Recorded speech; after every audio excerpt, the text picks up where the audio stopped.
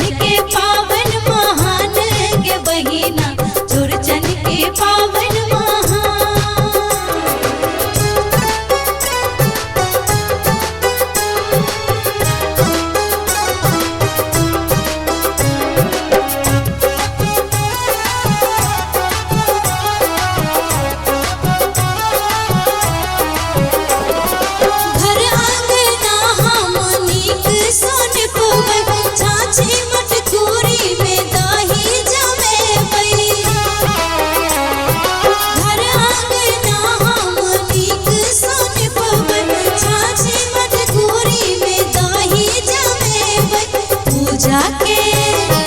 पूजा के करबै ओरियान के बहिना, चौरचन के पावन महान।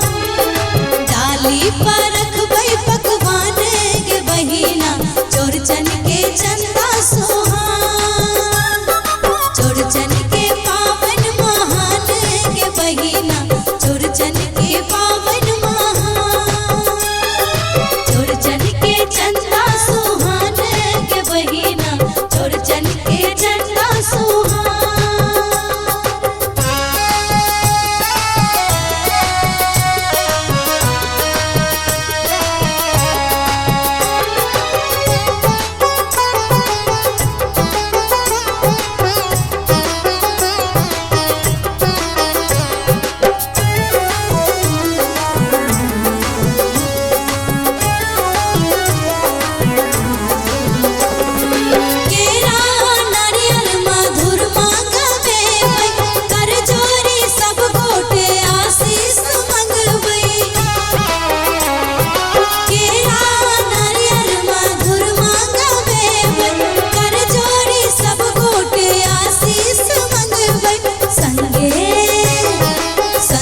सुपारी और पान के बहिना,